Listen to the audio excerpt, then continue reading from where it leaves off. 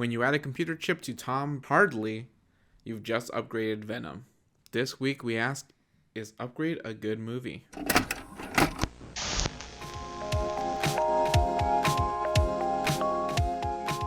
Welcome back to But Is It a Good Movie, where we go through my movie collection one by one every week to find out if that week's choice is a good movie and should be kept in the collection, or if it's a bad one and we should throw that bad boy out. I'm your host, Ish, and with me is my co-host, Nick. That's me. So, this week we're going over a little film from 2018 called Upgrade. Have you ever heard of this movie before, Nick?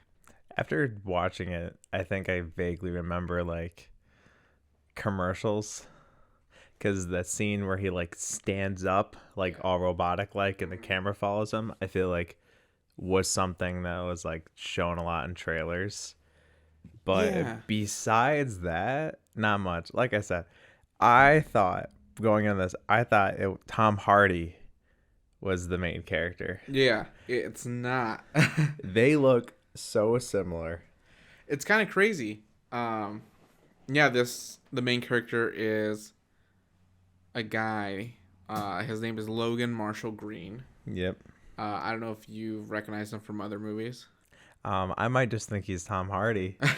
And I might have seen more of his movies and I just go, yeah, that's Tom Hardy. So he's in like Prometheus. And I hated that movie. I think he's also in The Invitation. It's like a Netflix movie. Oh. He has like long hair in that movie. Yeah. All right. I think I might know.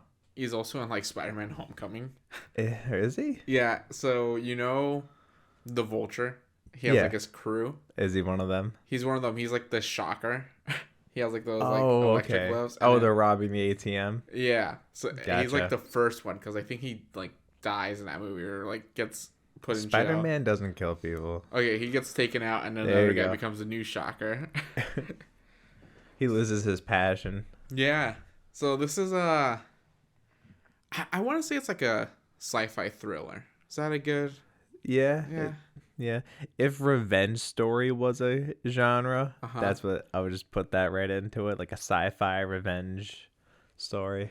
Yeah, so it's about this blue-collar mechanic. Living in a sci-fi world. Very cyberpunk. He's just, fixing cars, trying to live his best life, and it's assumed that his wife is the one that makes all the big bucks. Yeah. Which just seems like he really doesn't mind.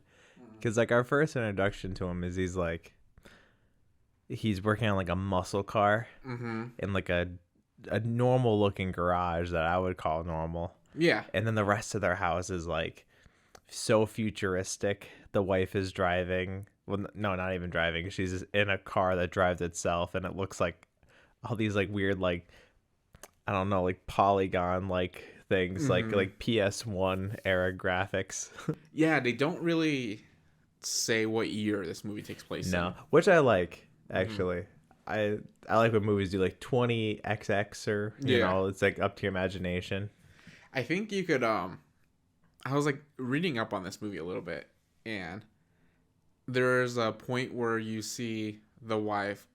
Oh yeah, so like the movie, it's about the mechanic and his wife. Something happens where the wife ends up dying and he turns into a quadriplegic. Yes. And he has to get an upgrade by this rich guy so he can be able to walk. And then this stuff like happens. Upgrade. It's like this little device that goes into his back of his neck, and it could talk to him, and it like basically the device is in his neck. Yeah. And this device's name is STEM. Which is the same name as the college like classes I had to take. Oh, the STEM classes. Yeah, all those like fucking STEM classes. So I got triggered immediately. And STEM is like Jarvis in this movie. He like he's like his onboard brain talking to him, helping him out and stuff. Which when STEM gets introduced, the movie kind of gets this like little like undertone of like funniness added to it. Yeah. So like at the beginning, right, I refer to this as almost like a upgraded Venom movie. 'Cause Yeah. that's what it feels like. Oh, 100%. And with Tom Hardy, not Tom Hardy, but with Logan Marshall-Green as the main character, resembling Tom Hardy, it's kind of hard not to compare those two movies and like how similar it feels. Yeah, because like if you haven't watched Venom, but you've watched Upgrade, you almost seen 85% of Venom. Yeah. So like, but like they both these actors, they give off the same like energy, like Yeah. not in a bad way. They both play their characters right and stuff, but like, damn, how close it was. Like that was nuts. Yeah, so oh yeah, so like earlier I was saying how I was reading up on it and like watching some like clips of the movie, and I guess you could kind of tell what year this movie's based on because when they're going over some of the evidence of the wife's death and her autopsy, it says she was born in 2008. Oh, okay. So if you do some math, I think the movie takes place around 2048 or something like that. Okay. Ooh. Yeah. Context clues. Yeah, it's like a lot of I don't know, people have a lot of time on their hands. Yeah, you pick up on little small details. Yeah. I really enjoy this movie. It felt like a different take on like a revenge story. Yeah. Right? It's not like the typical like Taken 6, you know. So like the wife dies. So like, well, first of all, they're in this car. Yeah. No, before that. So like the reason why he's fixing up the muscle car is because we get to meet like the only other like kind of main side character Aaron Keane is like that rich billionaire.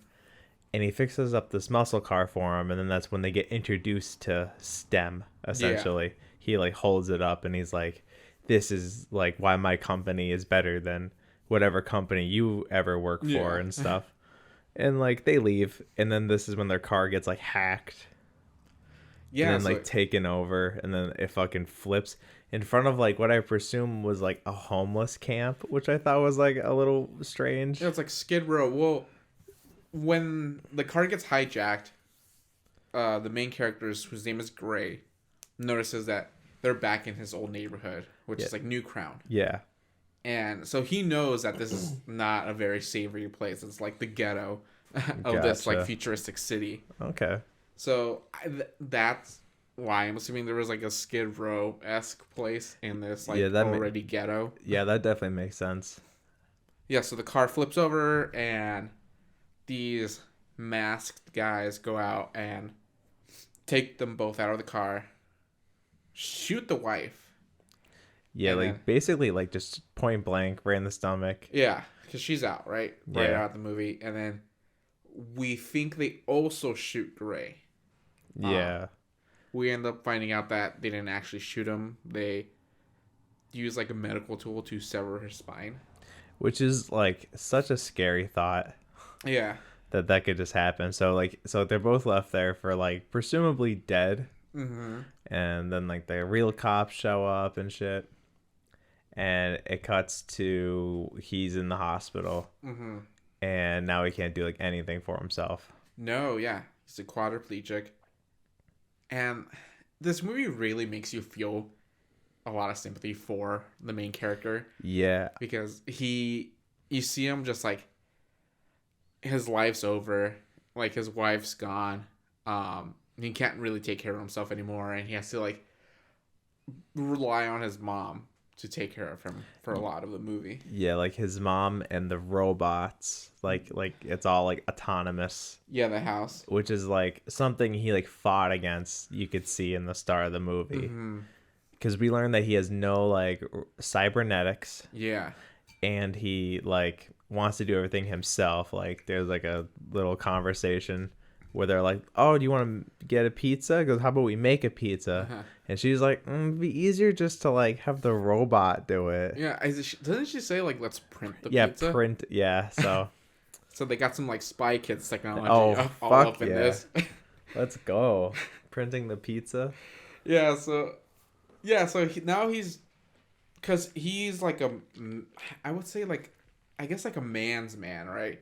He's working with his hands. Oh my That's God. his like primary job. Oh yeah, he gives me like early 90s dad vibes. Yeah. 100%. In the garage, Mm-hmm. just working on some grease. Yeah, and now he can't do any of that. Yeah, so he does have a sick wheelchair though. Yeah, because it just he controls it by his neck movement, I'm assuming. Yeah, or like I think so. Because he can't move anything. Yeah, I don't think they said anything about like his finger able to move. I don't think he can because like Yeah. they're like in that position the whole time. Yeah, so yeah, it's either like a brainwave thing or his neck. Mm-hmm. So he like attempts to kill himself. Yeah, Or I assume he's trying to kill himself because he's That's- trying to overdose on his medicine. yeah, that's what it seems like. So like, after like he leaves the hospital and stuff, and the nurse is like, "Oh, look at the robots can do everything for you and stuff." It like is such a sad scene of like from that point to when he's like trying to like off himself. Yeah. And it's just like, I'm glad it's just not immediately jump right into like, we built you better, stronger, faster. You know, no, like we get to see him like at least attempt to live a life a little bit as a quadriplegic, which is essentially like, I don't, it's just like when you could do everything for yourself and now you can't do anything. It is like earth shattering. Yeah, because his mom has to like Bathe him and feed him. cut his hair. That scene was really sad, actually. Yeah, or he just starts crying. Yeah. Like she's like trimming his beard. Yeah, like I don't know what that's like. Now, like I broke some bones before, and that's pretty inconvenient.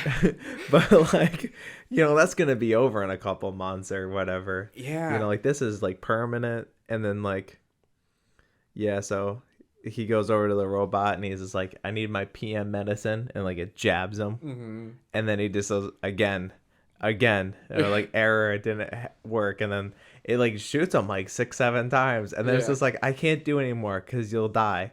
And he basically like ODs right there. Yeah. It's just like, I think the robot should not have given him more than 2. Yeah, so just from, I want to say like what, that's like the first 15 minutes of the movie. Yeah. I'm not gonna lie, and this is not in a bad way. That part felt very long. It to did. me. But like not a bad way. More or less, I think it's just like, it was a sad scene. I think what it is they managed to like cram all of this information and they make you feel for this character in a very short amount of time just so the movie could get on with it, right? And like get to like what we all came here for. Like this cool sci-fi action. Yeah, because it's an action movie. It's just like, oh my god, you have feelings? No, we're gonna rush those. But they actually really didn't rush anything. No. They got a lot of things done right, which I like a lot. That was cool. Because like I was really hoping that it wasn't just gonna cut to them like in like I said, just putting it right into his body. Yeah. So like the rich billionaire shows up and baits him into like accepting the STEM thing. He's just like, STEM will make it so that like you can move again and you could like live your life again and all stuff. But he's like, but it has to be our little secret. Yeah. Don't tell anybody. Yeah, so they basically rebuild him. Yeah. And what this gave me was like major RoboCop vibes. Yeah. Like, I don't know if you've seen RoboCop. Yeah, I've seen like the really old one. Yeah, so in RoboCop, it's this guy who gets blown away by like a bunch of like gang members and stuff. And so they have to rebuild him with all this technology and strip him of his humanity basically. Yeah. To make like the ultimate like machine. But like RoboCop is like they're replacing like a lot of pieces. Yeah, they basically replaced all of him. And in this movie, they don't necessarily replace him, but what I think it does it reminds me a lot of him is instead of replacing him, we see him gradually lose himself. Okay, so yeah. He doesn't. It's almost like a robot towards the end because he has no more control of anything. Yeah. So it's very similar where they end up. Whereas RoboCop, I think it's just his like brain, and towards the end of this one, it's just gray in his mind. Yeah. Yeah. So like STEM is like like a little hex bug. It is like a little hex bug. If you remember those commercials, those fuckers are jittering all over the Yeah. table. And like the thing that like kind of so like is a little medical gore. So if you haven't seen the movie and you can't do it, this is not a little. It is kind of gruesome. Yeah, there's a lot of gore. But they take the big cut down his back, and they put the little hex bug in him, and they see like an X-ray of his like spinal cord, his like nervous system, where it's gonna latch onto, and it actually like has like feelers, and it like moves its arms around and like holds on, and I was like, that's scary. It's not just like being plugged in. It's like this little piece of I think that's our first sense that this piece of technology is like alive. Yeah. And it grabs hold, and then they like staple him back up, which was like such a brutal, like, I don't know. The sound. Yeah, I've never gotten staples or stitches. And holy fuck. if that's how it actually happens, like, that's brutal. Yeah, like right after they do that, he manages to move again. Which I was a little sad. Yeah. Not that he was able to move, but how quick it was. I was hoping for like kind of like a gradual thing or like a sudden like, whoa, I can move. Because like the lady was like, can you feel your leg when I touch it? Yeah. And then all of a sudden he was like, no. And then boom, it starts working. Yeah, he like slowly starts to I think he might have just not believed he could do it. But then like once he like sees like, oh shit, my hands can move. Yeah. Because he's kind of confused at first, right? He doesn't know if he's the one moving or if it's STEM that's moving. Yeah, and I think it's explained that his brain is sending the command to STEM. And STEM's making the body move. Yeah, so STEM's the middleman now. Yeah, which is kind of cool. I guess if you think about like how fast like your brain signals the rest of your body to do movements. Yeah. It wouldn't be that much longer to like send the commands to STEM and make STEM move. Yeah, and also this is like, like sci-fi world. So like, he was like, I know with like prosthetics and stuff, like they're not very fast. Yeah. But then again, that's not, a little hex bug that has the ability to like move entire nervous systems. Yeah, and since this is such a I guess like a covert operation, the main guy Aaron, or like the smart guy Aaron, he tells Gray, you can't tell anyone about this. Yeah, so on paper he is still quadriplegic. Yeah. But like when he gets home, he like gets out of his wheelchair. Yeah.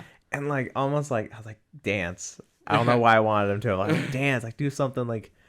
But like this is when you start to see like his movements.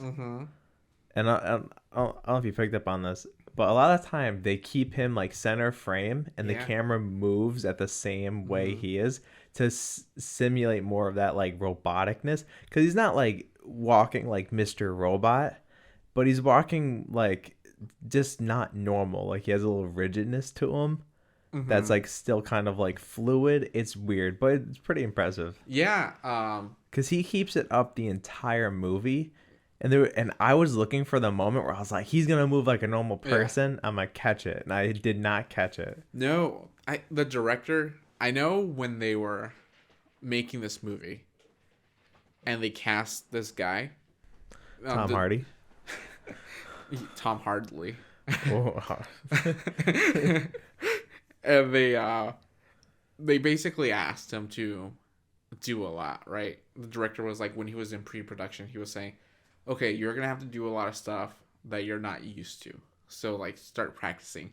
And the whole time, the actor Logan Marshall-Green was, like, emailing the director, was, like, sending him video of himself, like, doing movements, like, is this okay? And the director's like, okay, not so much of, like, the robot, more, like, fluid. And we get a lot of that, like, fluidity in the movie. And it just shows that he had to do so much training to get this proper look. And, like, the way they did that, like, effect of where he's always in, like, the center is, I think they, like, they hid, like, a phone somewhere on him, on Gray, and the cameras could, like, pair to the phone and, like, follow him around that way. Oh, okay. Kind of So, like nowadays you see a lot of people, they'll do like the face tracking Yeah. where like the camera is essentially like moving, but it'll zoom to wherever like you are moving, like your head and stuff. Yeah. I don't know if you know too much about like the director. No. He's his name is Leigh Whannell. He's like an Australian guy. Okay. But he wrote a lot of movies with James Wan. Okay. So he wrote a lot of like co-creator of like the Saw franchise and like the Yeah. Insidious movies and stuff. And I think his first movie before this one was Insidious 3. Okay. So he has like a horror background. Yeah. And this is his first movie where it's not like following by someone else. Yeah. So I think he like wrote and directed this movie, and you kind of get some horror elements in this movie. Yeah. Like I could see that this like if there wasn't the revenge plot, you could have seen this as like a horror movie. Yeah, because a lot of like the gore kills are pretty like Saw. Dude, they're so violent, which is like honestly like I haven't seen like a gory movie in a little while, so I was like, oh shit. No, I was pretty taken aback. I've only seen this movie, I think, once before. Okay. And I did not remember a lot of this. And today I looked at the trailer again, and I was like, oh, they showed a lot. They like show the head like exploding in the trailer. Oh damn. Yeah, they showed a lot of like the cool stuff in the Damn, trailer. they ruined that in the trailer? Fuck. And I was watching like an interview with him, and the interviewee was asking the director, he was like, oh, weren't like you worried about you showing too much in the trailer? And I guess the people who made the trailer are like, oh, it's okay, you want to show people the good stuff, that's gonna bring them into the movie. And like people have this like trailer amnesia when you enter a movie, like you forget what you've seen in the trailer. Oh, not me. No, me either. So I was like, I don't understand that at all. I know, that's why like certain movies I get like really excited about. I don't want to see too many trailers. Yeah. Sometimes it's hard because you're excited, obviously. But like when I watch a trailer and it gives a little bit too much away, I'm like, that's it, done watching it. Yeah. Like I still want to see X. Yeah. And one of the trailers I saw gave a little bit too much away. I think it was more like a scene that I wish I was seeing on the screen instead. So now I'm like, I'm staying away from all the trailers and stuff until I finally go see it. Because when I go into the movie, I'm like, that's in the trailer. That's in the trailer. Yep, I know that line. What I do like is when you see a trailer and a lot of the stuff they show you is like the first like part of the movie. Yeah. Kind of like I know like when people review games now, like I know Elden Ring, a lot of people like publications, they couldn't show past a certain area of the game to avoid spoilers, even if it was just like you were running through like a path or something, you know, someone can pause it and be like, guys, it's gonna, you know, and they like all theory craft and shit, because essentially like movies suffer from this. A lot of people only watch movies once. Yeah. So if you give away the kills in this movie, a lot of people are like, well, why would I go? Yeah, no, this trailer shows a lot. Like the main focus of this trailer is the first fight scene where Gray goes into the house. Yeah. And then, that was pretty cool. I like that. And then it shows like the elevator scene where he just shoots those two guys when he gets off like the elevator. Ah, see, that would have been cool to keep. Yeah, it shows a lot, and I don't know. Because that was also like a cool little twist. Yeah. Of like that guy doesn't have a gun. It's like an implant. Yeah. Yeah, I don't know. I do remember watching that trailer like during the movies. Yeah. Because when this movie came out, I can't remember if I saw it in theaters or not. I think I might have. It came out in 2018, like around June. Okay. I definitely remember seeing the trailer for this because I thought like I was pretty hyped when I saw the trailer. Yeah, I think when you first said that we're watching Upgrade, like all I thought about was that first person movie. Hardcore Henry. Yeah, that's it. Because that was something that like I got excited to watch, not because I thought it was gonna be a good movie, just because I thought like that's such an interesting thing. Yeah. Because like I was like first person view, like for an entire movie, like that's sick. And like I know that was like a fighting movie, so. Yeah, I have you seen that movie? I think clips. It's It's pretty fun. Yeah. It's like very disorienting. Yeah, I know. If we end up watching that, I might have to like pause a couple times. Yeah. Because there was actually a scene in this movie that made me a little sick. Oh yeah. Well, what scene was that? So when they're laying down after the wife gets shot and he gets paralyzed, the camera does this like hamster wheel effect where it's like it's a bird's eye view and it rotates around and it shows the night sky and it comes back around to them. And then it does it again, but then it like flips to a completely new scene, which was a really cool transition. But because it did a full 360 back to them, I was like, I'm sick. No, I remember that scene. That was a little disorienting. I don't know why they did it twice. It would have been cool if it did that once and then it showed the other scene where he's at the hospital. Yeah. But like the fact that it did it twice, I felt that. Yeah, and I thought that was pretty cool because like even though I got a little sick, I think it's interesting when like movies can like do that. Here it's like I'm sitting in a room that has nothing moving, and all of a sudden I'm disoriented because of this. I think that's really cool, like a nice like fun illusion, I guess. Yeah. One of those shots that made me feel like that was so like during the movie when we first find out that Stem is like sentient. Yeah. Is Gray goes back to his house. And he's like looking over the police files, and like Stem speaks up right for the first time, and he says, "Oh, you missed something. Like, let me point this out for you." And Stem basically reveals who one of like the killers could be. Yeah. And it cuts to Gray at like this guy's house, and he gets off his wheelchair and he starts walking towards the house, and it's that shot where you're seeing Gray walk, but you're like, it almost feels like you're walking right behind him. Yeah. And I don't know if it's supposed to be like Stem's perspective, because it almost feels like he has a like Gray has like a camera pointing like out from him, like if you're playing a third person game or something. Yeah, I was gonna say the center of the shot is like Stem. Yeah. Because like it's the back of his neck and you see the incision mark and everything. And I think that is a good point you just brought up. I didn't even think about that. Is like Stem is slowly becoming the main character. Yeah. So it's like you put main character in focus, but like Stem's technically not on screen, but also is. So it's like, well, we're gonna point right at the incision mark and like I think that happens multiple times. It does, yeah.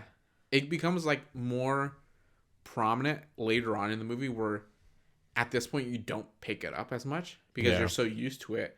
But when it starts happening more and more, unless you're like rewatching this movie or you already know what like the ending is, you wouldn't really pick up on it. But it does focus more on like the back of his neck a lot. Yeah, which damn, I didn't even think about that till you brought it up. That damn, another point to the movie. That's sick. Because I think there's a point where they stop doing that. But that's where like Stem is basically like he like has more than 70% of Gray's body. Yeah. You know, I think he just kind of maybe he has like 100%, but he's just kind of like pretending to co-pilot kind of thing.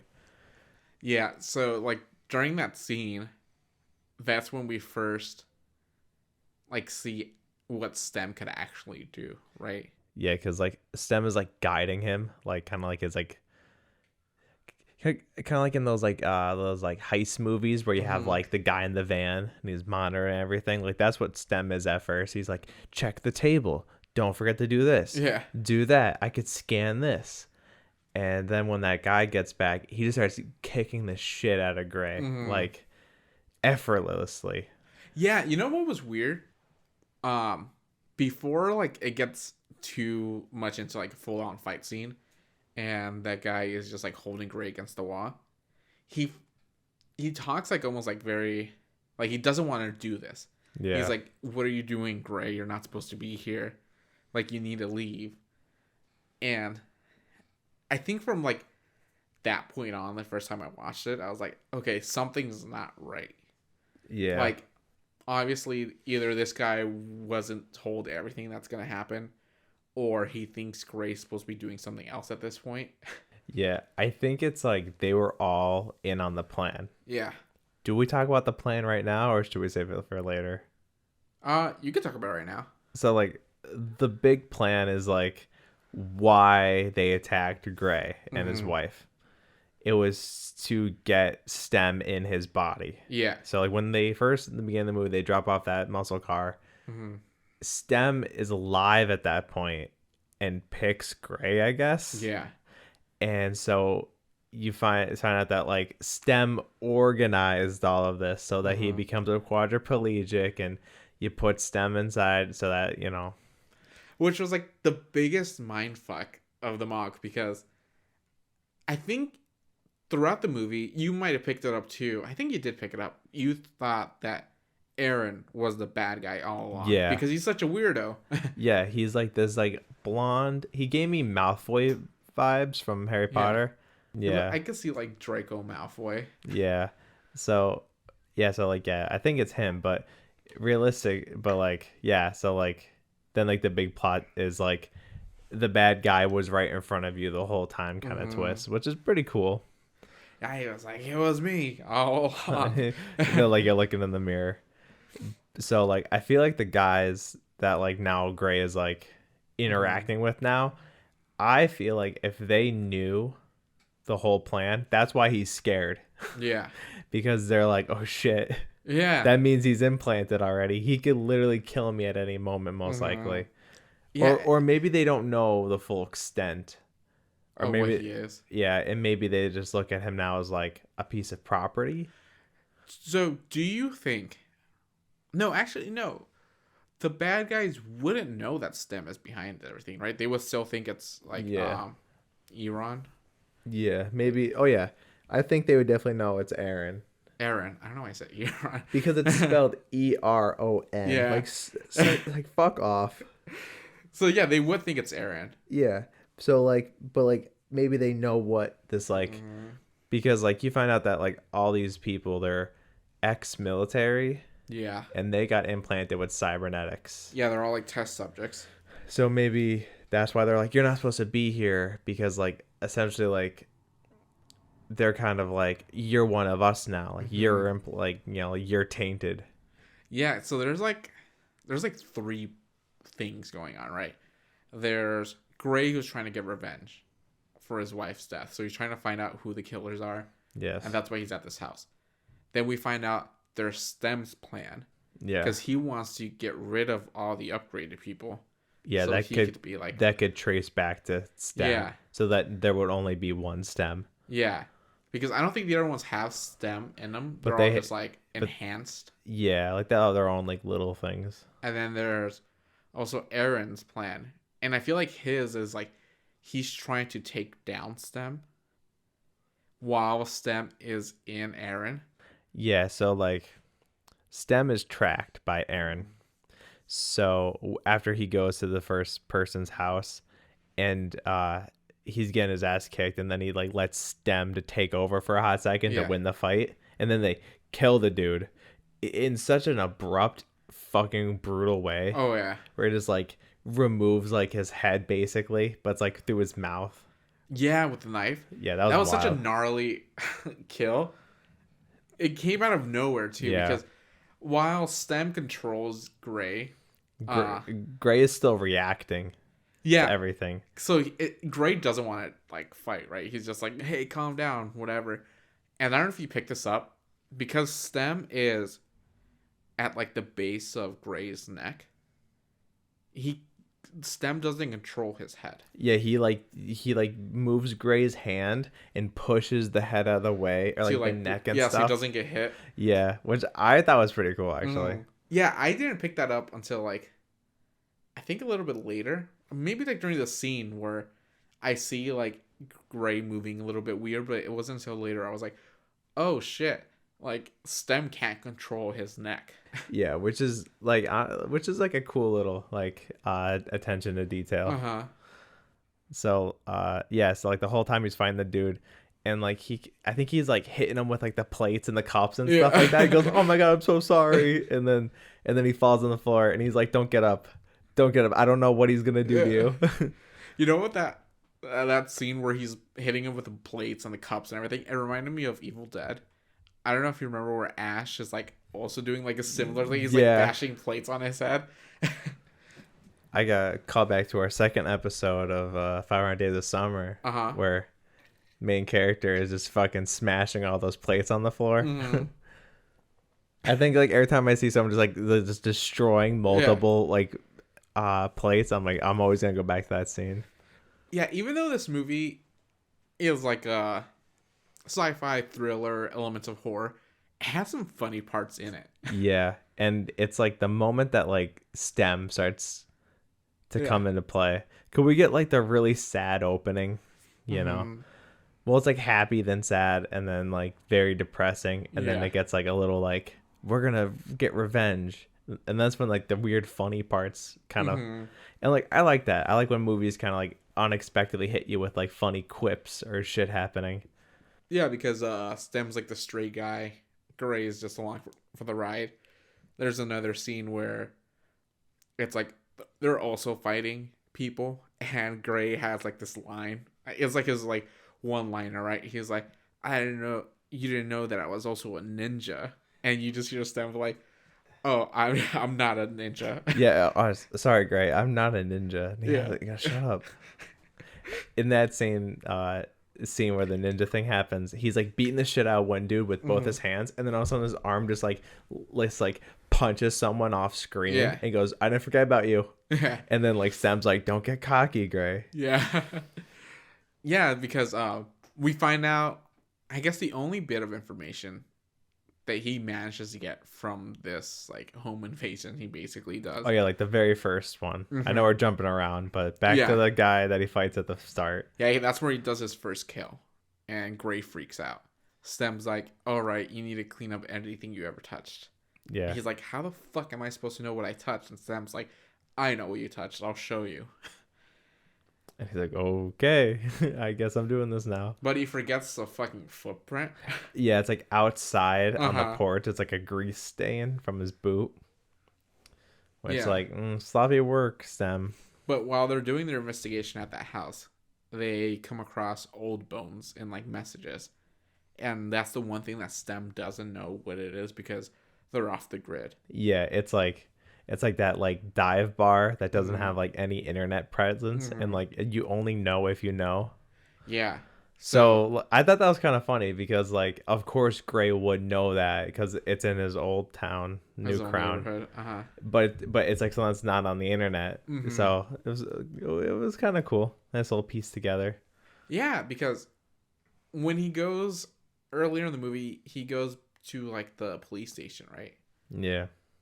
That's where we meet Detective Cortez, who's like, I guess is in charge of the case, and she's trying to be relatable. And she's like, oh yeah, I have to get my hands dirty too. I don't like the machines doing everything for me. And this is before Gray gets his upgrade. Yeah. So he's kind of being snippy with her. Yeah, because he's like, you have all these drones and shit that could trace Face ID and stuff, but you can't find these people. Yeah, and she's like, okay, how about we work on this together? You're like, how am I gonna work with you? I can't even fucking stand. Yeah. But in that dialogue, they establish a lot of things, right? Like we see drones are a thing in this movie, in like this universe. And also at the police station, we see like they have a lot of surveillance around. So that's how Gray gets caught, kind of, because they see he was at the scene of the crime. Yeah. And that's like how the police initially get on his trail. Yeah, so yeah, because Detective Cortez, probably my like least favorite part of the movie was like this like extra plot where it's like she's trying to find out who's killing these people. So like it's essentially like Gray and Stem are like moving down this path, and like she's following them, and she's like, she knows it's them basically off of like, well, she doesn't know about Stem, but like she knows, or like is like very convinced it's him almost from the start. She's like, something's weird. I think it's like she knows that he has something to do with it. Yeah, maybe not that he's doing it, because she does bring up like, you can always hire someone in this world to do it. Yeah, because she's onto him from the first kill.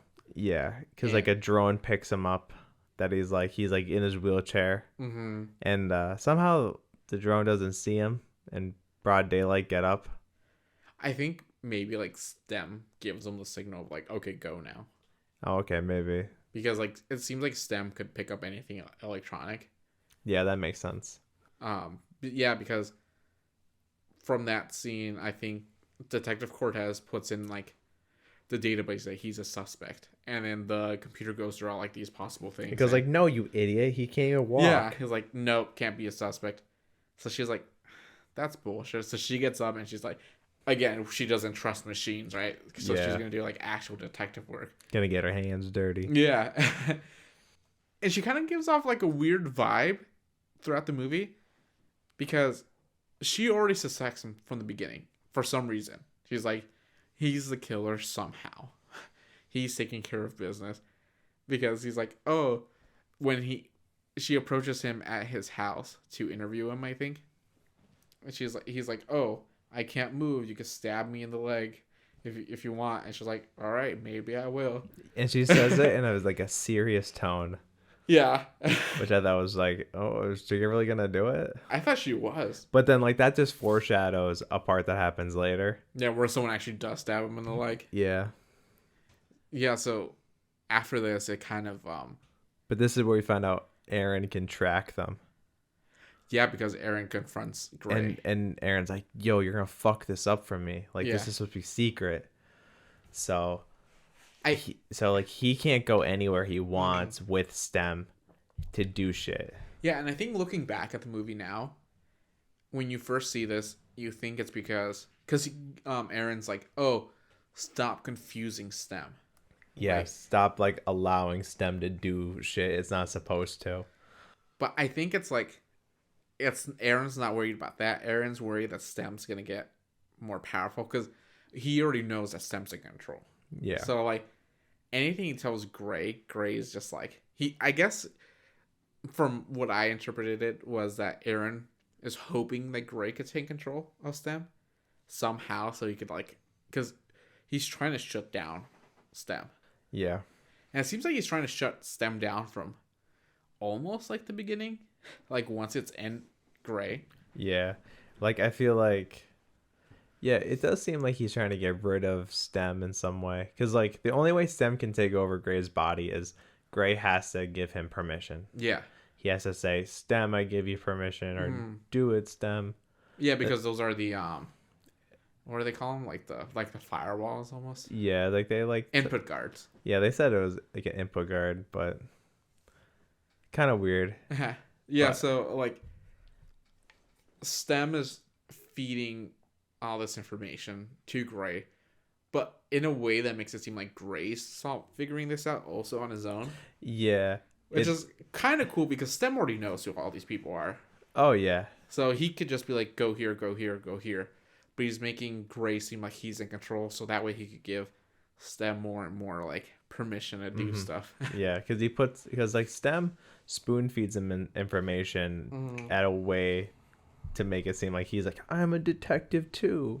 Yeah, because he goes, oh, what about the old bones? He's like, that might be a good place to go. Yeah. So they end up going to like that dive bar that's off the grid, cash money only. Yeah. Which is a really cool scene because he goes up to the bar, orders a whiskey. He's still in his wheelchair at this point. Yeah, he's still, well, he could walk, but he's like pretending to be in his wheelchair. He orders like a whiskey at the bar. The bartender puts a straw, and he just like nudges the guy. He's like, hey, do you mind holding that for me? And then he sucks that down. And then he gets in front of all these like tough like biker dudes and shit. And he announces like, I'm looking for, and he names the guy he just killed. Yeah. His like associate. So if you knew this person, I need to talk to you. Yeah. Like, I'm looking for the people who killed my wife. And everyone kind of laughs at him. I was like, yeah, that's how that guy I killed laughed right before. Yeah. I chopped his head off. And like the other guy shows up, right? He's like, oh. Yeah, I think it was like, what, 4 guys I were think so. like Yeah, it was assisted 4 in killing guys. his wife. Mm-hmm. So like guy number 2 shows up and he's like a little crazy, Yeah. you know, because like the first guy we don't even really get to like know him too much. No. Because like he kind of like he was like the one that was like fuck, why is he here? And then like this guy's like, yeah, I'll fuck up a cripple. Yeah. He pushes him to the bathroom. Bathroom was full of bullet shells. Oh my god, that was so funny. It was like it's like the grossest dive bar bathroom you've ever been in, and there's just like bullet casings. This is like the extreme version of when you're in high school trying to go pee and there's 2 kids fighting in there. But said one's is getting shot. It's like, oh god, I just gotta go pee, man. There's no doors on any of the stalls. Like, imagine just people are like lined up against the wall getting shot at, and you're like, excuse me, I just gotta wash my hands real fast. Yeah, let's go. Don't mind me. Well, this is also like another part of the movie where we see how Stem is like a great fighter, right? Oh yeah. Like Gray gives him control, takes over the fight. We already kind of went over this a little bit where he's like getting cocky at this point, like knocking people out left and right, and then to get information out of the second killer, Gray lets Stem take over and tortures this man to death. Yeah, he tortures them. Basically, it's like, so like right before this whole fight, the dude has a knife and he's like, you really can't feel this? And he stabs Gray a couple times. Well, not really stabs. He kind of just like kind of pokes at him. And Stem, I guess, lowers his like tolerance. No, like increases his tolerance for pain. I think it turns off his pain receptors. Oh, okay. Which is a wild thing to think about. So he stabs him in the leg, nothing. And he does like a little one in his chest. And then when he brings it to his neck, he like winces. And so then he like turns the tables on this guy. Yeah. And he's like gonna cut his ear, but then he can't. And Stem's like, I could do that. But I don't mind fucking this dude up. And I thought it wasn't gonna cut back to like what the guy looked like. Yeah. And honestly, at first it didn't look that bad. Yeah. It looked like he's had like a million paper cuts all over him. But I think it's like they're deep cuts. Yeah, they're super deep. Because like you hear him like gargling on blood. And then we see him for a second, you're like, wait, how is this like really like fucking him up? And then I don't know, like the way like light shines or whatever, it looks like they're like super deep. Yeah. And this is one of the parts where I was kind of worried just because of how much like the movie isn't really shy about showing you gore. Yeah. I thought they were gonna show you like the actual torture scene, but I'm glad they turned the camera away towards that. Yeah, I think we're definitely like we're like Gray in this movie. We we're don't like, want to see this. you know, some people want to see it, obviously, because that would have been rough. But yeah, no, like torture scenes are a little weird for me too. Like sometimes they're like okay. Yeah. But other times it's like, no, don't rip off his fingernails and show me. Yeah. That's why I can't watch the Hostel movies. I hate the Hostel movies. Yeah, Saw's different, but still there are times where I don't look. But yeah, no, I definitely appreciate not seeing this guy get tortured. Yeah, like in the guy's last breath, he manages to say Fisk. Yeah. Like that's the guy who you want to look for. And while this is happening, Stem tells Gray like, hey, Aaron's trying to shut me down. We need to go to the darknet hacker known as Jesse or something. Jamie. I think it's Jamie. Something like Jay. Yeah, so they're like, okay, we gotta get out of the bar while like Gray's writing down stuff on his hand. And then we finally meet the main bad guy, which is Fisk. Yeah. Because he shows up and sees the dead body. And he does like this. The only part of the movie that made me cringe. Ooh, yeah, this scene is a little cringy. Where it seems like Fisk is the most enhanced out of all the bad guys. Because he has like all these superpowers basically. But he gets like this needle growing out of his finger. And manages to like poke the other guy's eye. Because they all have like these cybernetics in their eyes. Yeah, so he's able to see what that guy saw. Yeah, like kind of like he sticks it in to like download a recording. Yeah. And so while Gray had this guy pinned and Stem was talking to him about like where the hacker is, he says the address out loud. So now like so Fisk is like, I know where they're gonna be. Yeah. And that was just insane because it's followed up by another crazy power that this guy has where he could just breathe like nanites or... Oh yeah, that was weird. So like he confronts the bar owner of Old Bones and he says like, you should have protected one of my kind. Yeah. And so this is where we kind of get like this like weird like, it's like they think they're above everyone because they're cyber enhanced and shit. Yeah, they're like... It almost seems like they belong in like Magneto's Brotherhood of Mutants. Yeah, so it's like a new society essentially of like these like cyber dudes from like... Have you ever played like Deus Ex Human Revolution? No. Yeah, it's like it kind of gave me like vibes like that. Okay. But like yeah, so like instead of like shooting the guy with his gun that's in his fucking arm, he like sneezes. Yeah. And these little tiny microscopic robots like destroy this dude's brain. Yeah. Or something. Which is, we only see this power used once. Yeah. Which Fisk could have used this to literally destroy Gray. Yeah. Yeah, because later on he has a chance to do that. But I guess Fisk is like, I could kill you right now if I wanted to. But I'm not going to. So they kind of explain why he doesn't just use it again. Yeah, because like he looks at him as like, you're one of me now. Yeah. Like you're enhanced and shit. But yeah, and we didn't even go over the gun in their arm because right after this, Aaron manages to shut down Stem as Gray is going to the hacker, and he's like at the hacker's door. Yeah. And Fisk tracks down Gray. But at the same time, Aaron sends in, like, his goons. Yeah, so it's like Aaron sends in, like, a repo crew to go get Stem back. And then it is so weird. There's, like, so much going on. Yeah. Because, like, the hacker pulls Gray into her, like, den. There's these people playing VR for, like, ever. Like, they're, like, Ready Player One. Oh, yeah, they're all... Because... Did you notice that they all have like these IVs? drips? Yeah. Yeah, so they're like always in the game. Yeah. It's scary enough. I heard about that actually being a thing. Is it a thing? So like you could get like services where like nurses can come to your house and like you could do like IV drips and stuff like that. So like usually like people like if they're like sick and stuff or they want to do like a detox and they instead of shitting your brains out or drinking a bunch of water, you just stick a needle in your arm that's like safe. But like I actually heard about that happening and then someone playing VR because they didn't have to do anything because like technically it's like all their needs were being fulfilled, like they're getting all their like nutrients and shit.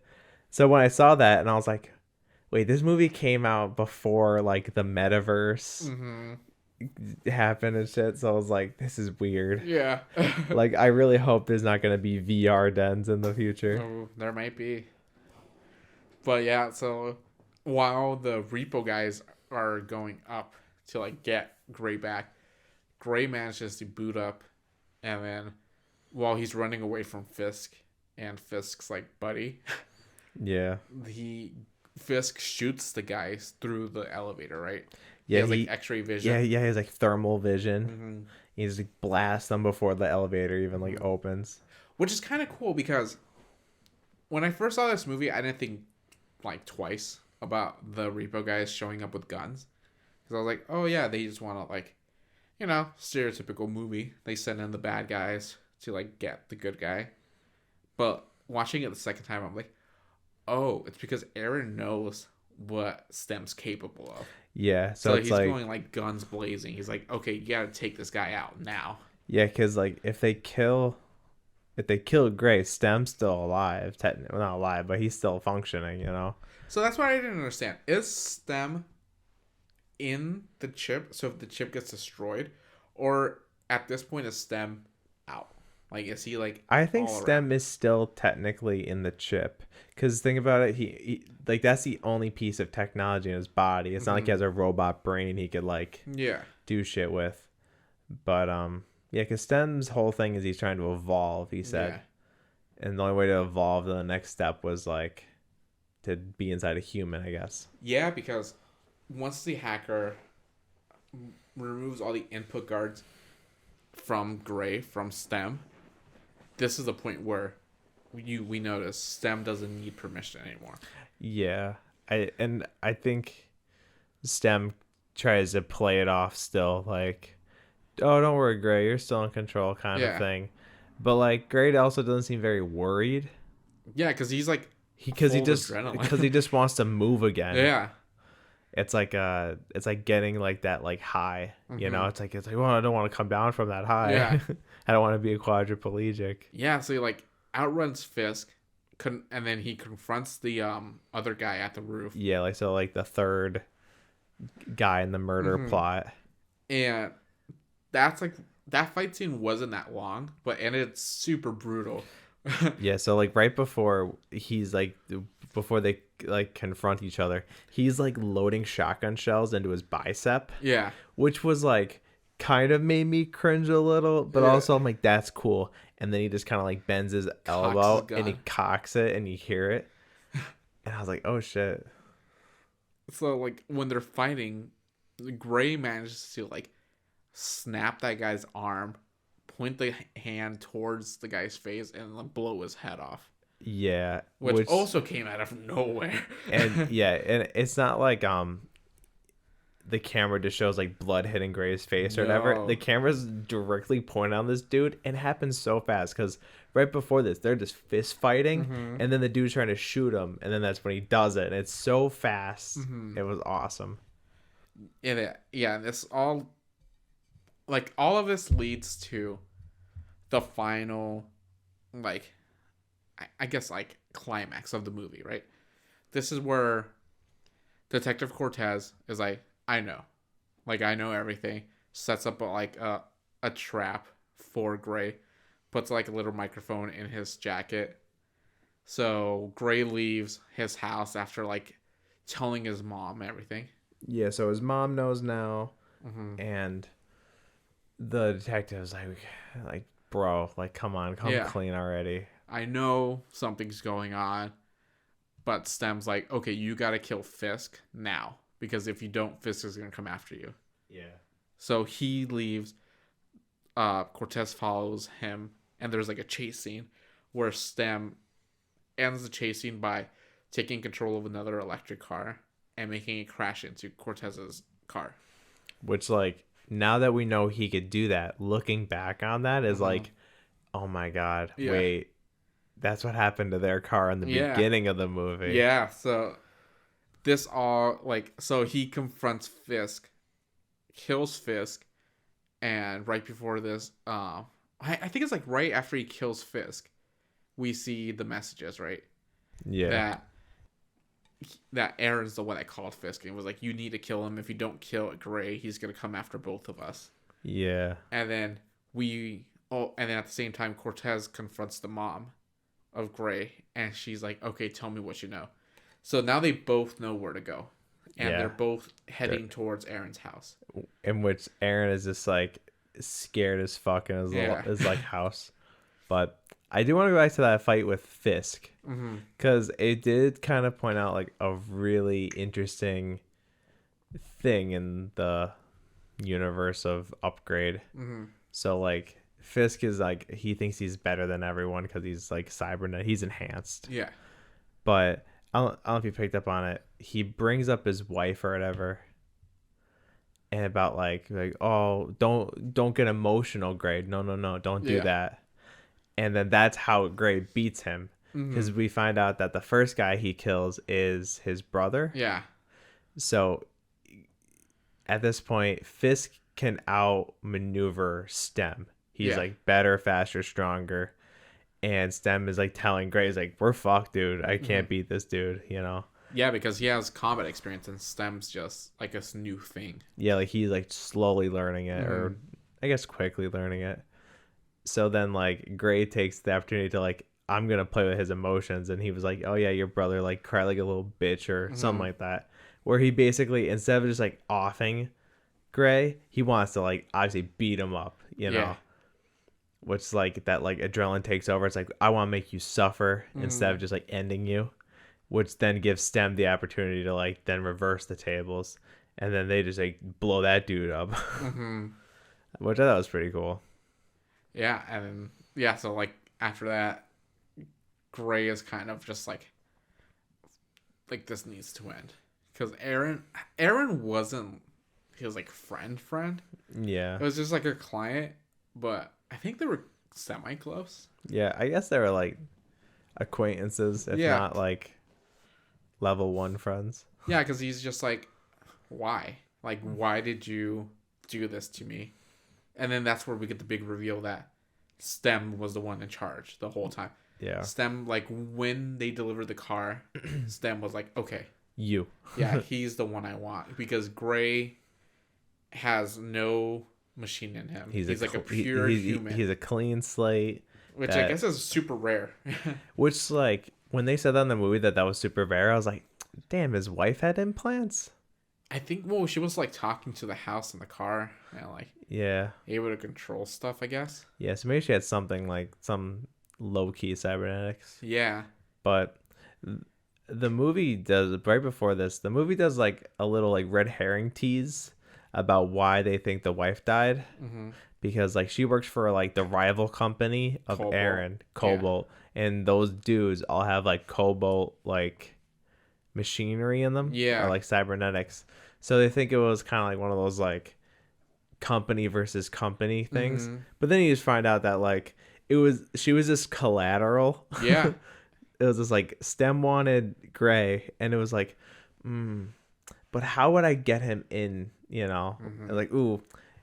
Take out his wife. Now I have a pretty good bait for it. Not only was she collateral, but I think it was also an extra measure because Stem knew he wanted to get rid of all the other enhanced people. So to give him motivation was make them kill the wife, so he goes after them. Yeah, and cleans up all of Stem's like dirty business. Yeah, so Stem is a mastermind. Yeah, Cortez is there, tries to stop Gray and Stem, but Gray's like, I can't. I don't have any control.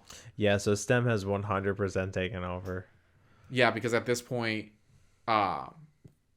Gray kind of takes control for a little bit because he ends up stabbing his hand, but he only uses that to kill Aaron. Yes. By using his own hand to stab Aaron in the head, knocks Gray to the ground, and then we get this, like the final part of this movie is, we see Gray point the gun towards his head and we hear bang. And we're like, oh shit. He wakes up at the hospital and you were like, oh, is this like a dream? I was loving the movie all the way up, and then this happened. And then I literally got that like sick feeling in my stomach. I was like, no, I hate when they say it was all but a dream. And I was like, damn, this movie was good. And now I fucking hate the ending. And then like all of a sudden, so like, yeah, he's like in the hospital bed. His wife's there. Yeah. Which we kind of see her popping up here and there in the movie. Yeah. As like, just like, we think Gray's just losing it.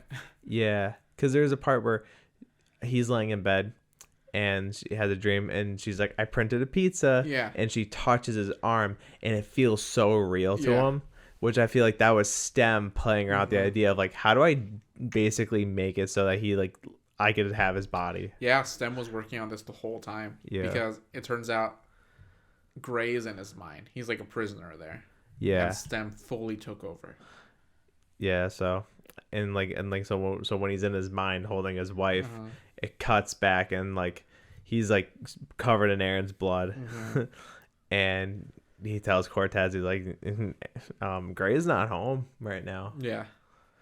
Because and it calls back to a line back to the VR den where he's like, why people want to live in a virtual world is beyond me. Yeah. And like the hacker is like, well, it's less painless than the real world. And then Stem brings that back up. Yeah. So now Gray's in his own virtual world. Yeah. kills Cortez. And movie cuts right there, right? But right before that, Stem like licks blood off his finger. Which I thought was weird. But it kind of cuts to the beginning of the movie where we first meet Gray, and he does a similar thing where he cuts himself while he's working on the car, and he like sucks the blood off of his finger. So it's like, oh, it's like sandwiched now from like first shot we see of Gray, last shot we see of Stem. Oh, okay. But that was Upgrade. What a wild fucking movie. Yeah, I liked it. It had a lot of like elements from action movies and thrillers and stuff like that. Mm-hmm. And it kind of combined them all, and it was like a fun take on it. Yeah. You had like a police chase. You had a revenge story. You had a new idea. Mm-hmm. Because I don't know, I've never seen a movie kind of like this. Now I've seen like cybernetics in movies, but like nothing like this, where like a Jarvis takes over. So we're gonna take a quick break, and then we'll get back to like our final thoughts and some trivia.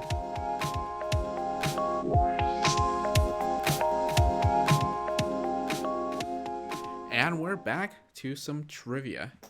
All right, Nick. So I don't have much. I couldn't really find a lot from this.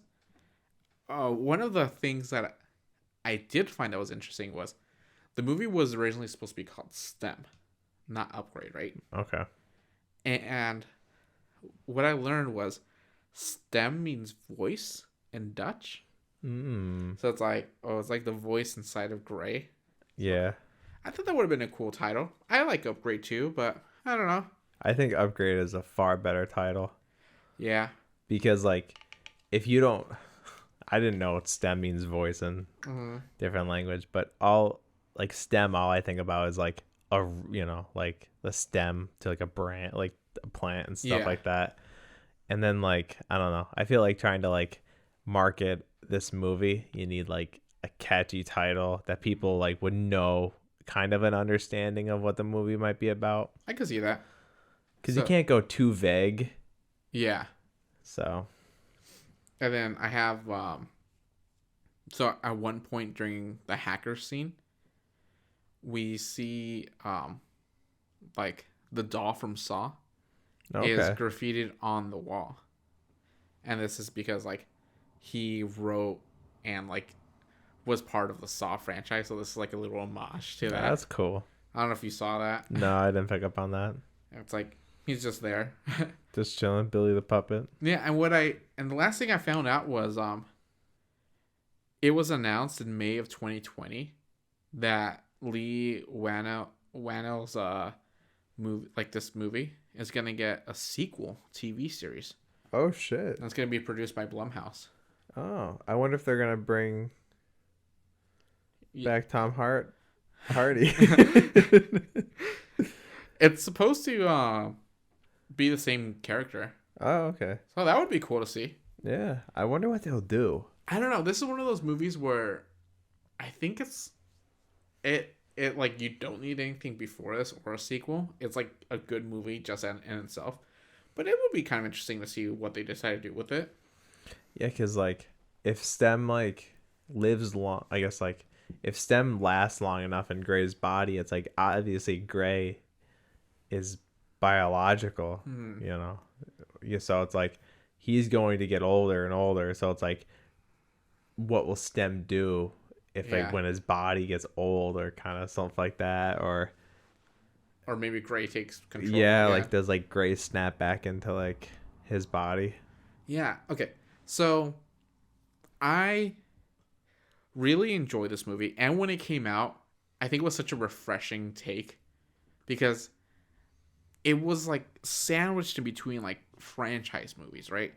And it's such like a relief to finally watch a movie that's not part of a major franchise. Yes. Because right before this, it was what came out? I think it was like Solo came out right before this. And then there was like Jurassic World Fallen Kingdom was in the same month.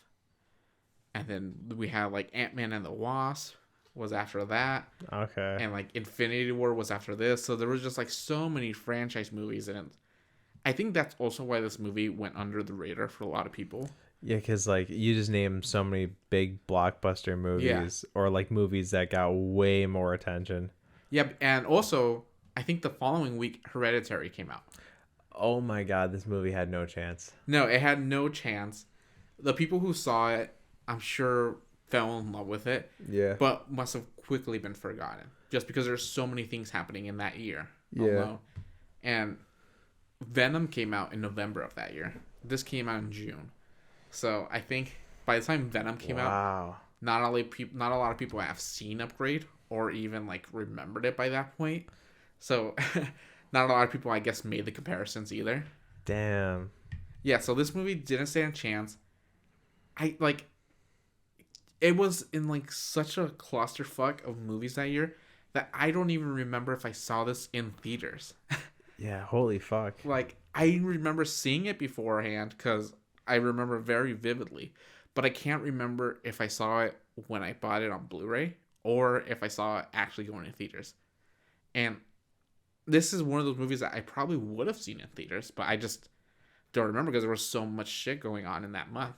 Yeah, I think if I was available to go see it in theaters, I would too. Yeah, so rewatching it now, I'm glad I own it because it is such like a unknown movie. I know it got it like a second chance when it came on Netflix. Okay. I think in 2019, like a year later, it came on Netflix. A lot of people rediscovered this movie, but even then, not a lot of people like gave it a chance. Okay. Because there's not a lot of like information out there. Like even the Blu-ray doesn't have any special features on it. I know, that's sad. I know. This is one of those movies that like behind the scenes would have been pretty cool. Yeah, because and like all like the camera work and like the movements and like I don't know, like some of the kills just are just like holy, like that's not CGI. No. Like how they do that. Dude, it was such a low budget movie. Like most Blumhouse movies are, right? The budget of this movie, I kept getting like a range of numbers, but what seemed most consistently was it only had $3 million. That's it. That's it. To like the normal person, that's like a lot of money for one person, but for a movie That's coming out in a nothing. movie theater, so low. I believe 500 Days of Summer had double-digit million. Yeah. And this 3 million? that's it. The range is like 3 to 5 million, but 5 million is like an estimate, but it seems more like he only had like 3 million. Shit. And I think Us had like a very not Us, Get Out. Also a Blumhouse movie had like a very similar budget, Yeah. but Get Out doesn't have like a lot of CGI or special effects. Yeah. And this movie had like a lot of things that you would think they require more money for it.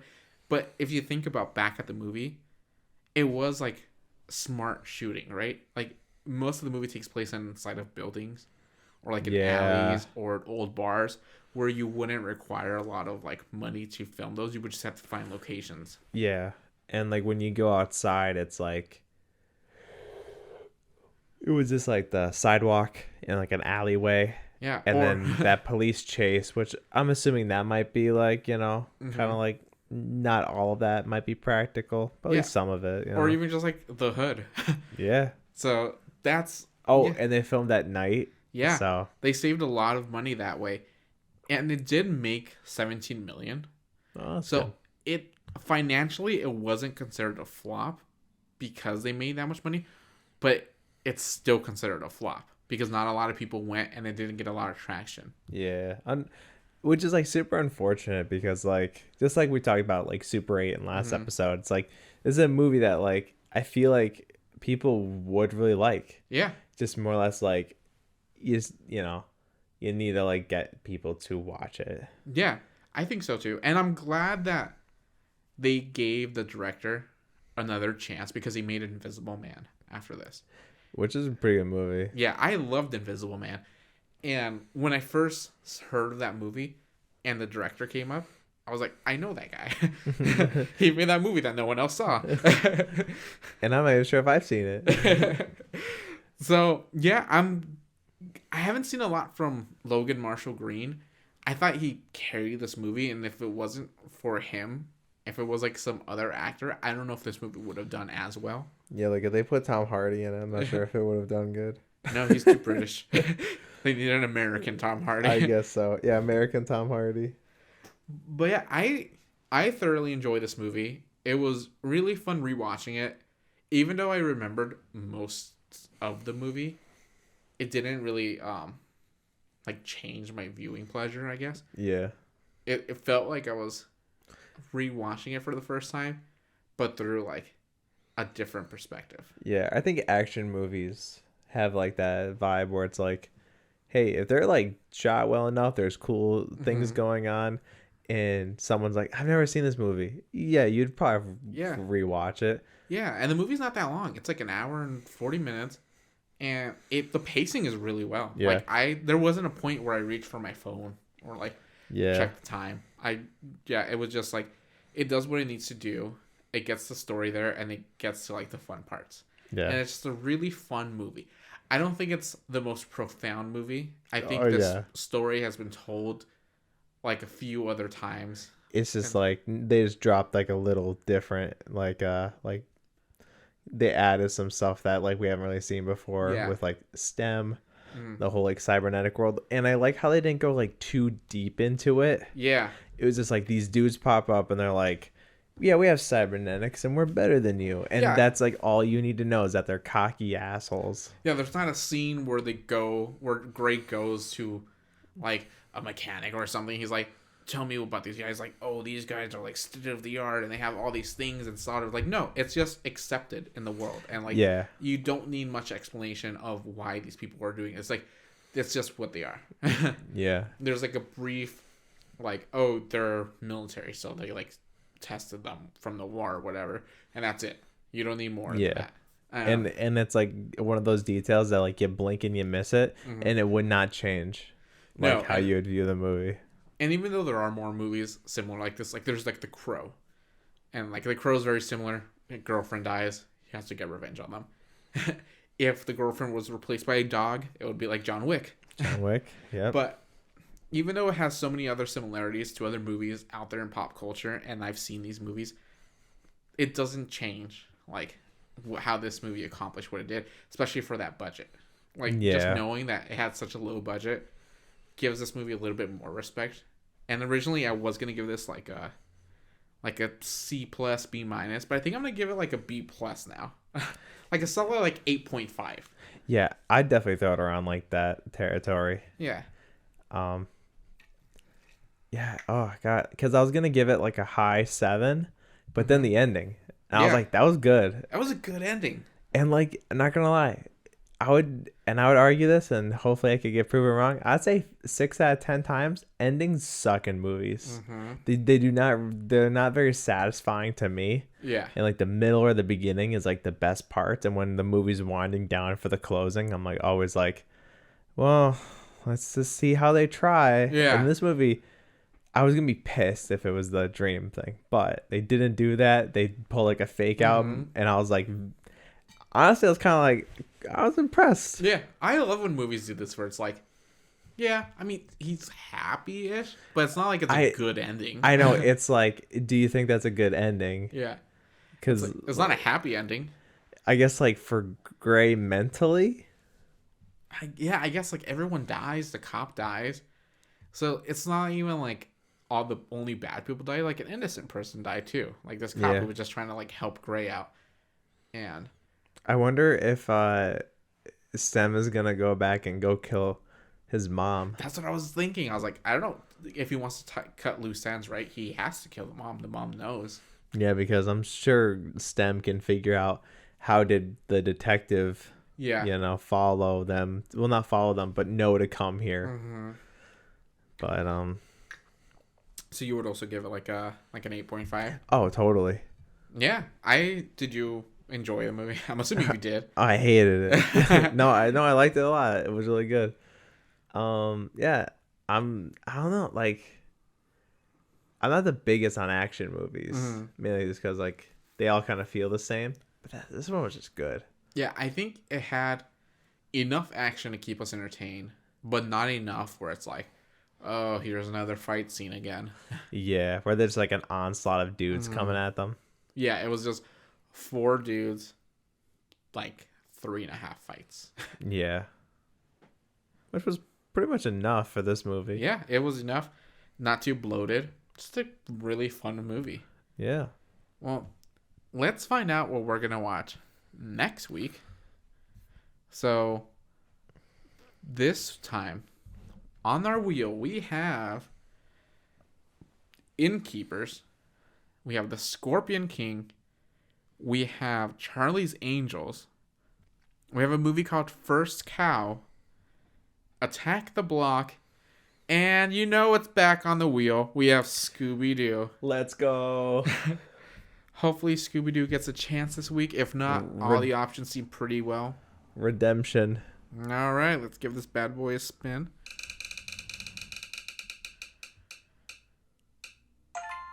First Cow. Fuck. All right. So, when we were deciding what to put on the wheel, we were talking about like a lot of the movies we watch are like we've been saying they're good movies, you know. So like we're like, why don't we try to get like a shitty movie in here or something? Like just something maybe we don't like, you know. So I went on and I was looking at all like the lowest rated. And I saw Scooby-Doo was low rated. And I was like, well, we still have to keep that on the list now. It's like, how fucking dare they rate this movie low? It was like a 5.3 or something. It's like, I'm going to change everyone's mind when we finally watch that. I also forgot that the Tooth Fairy was also on the wheel. Oh my God. That's the Rock movie. That's the Rock one. Nice. But we got good old First Cow. Never seen this movie. Don't know anything about this movie. Yeah, so we were asking for some suggestions, and we were told about the cover of the movie, which is just a cinematic Instagram post looking of a cow. A very stunning cow on like a dock. Just chilling with the words "First Cow," and so you just picked it up because of the cover. Yeah, and this is like the sad part, right?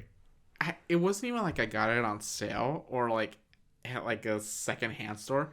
It was at Best Buy and it was like a new release. It was like $25. I was like, all right. Oh my God. And you've never seen it since? No, I've never seen. I picked it up with the intention of watching it. I don't know. It's like maybe it's good. I don't even know the rating on it. That's so funny because like I was like I want to watch like a trailer, but like we're like no. So next week, when you hear us speak about it, we know zero. Yeah, we went in this movie. We're not gonna watch a trailer, a commercial. Let's not even look up a director. Now, I haven't even seen the back of the box. Nice. Let's just leave it as like we only know what the front of the box looks like. Just a good old cow. So even though Scooby-Doo didn't win, I'm kind of excited for this one. If you've seen First Cow, or you're excited to hear us talk about the First Cow, or you're a farmer, or if you just like you're a cowgirl, yeah, if you like really good looking movie covers, if you're into just very cinematic looking cows and block text, this might be your movie. This might be you. If you look at yourself in the mirror and you say, bitch, I'm a cow, you might want to watch this movie. If you like what you hear, please tell your friends. Review and rate us. We're on Spotify, Apple Podcasts, Google Podcasts. We're even on YouTube. Anything you want to plug, Nick? We have an Instagram now, right? We do. We have a new and upcoming Instagram. It's also on Twitter. I think it's... But is it a good movie on both? Okay. Yeah. So we'll definitely leave links to those if you want to follow. Maybe we'll post some stuff for that. Definitely upcoming. Yeah. Maybe a reminder of what we watched that week. Give you some time to watch or look into it. If Scooby-Doo comes up one of these days, I'll spam Instagram. I'll put a bunch of clips and stuff. I'll buy ad space for Scooby-Doo. All right, guys. We'll see you guys next week. Peace out. Bye.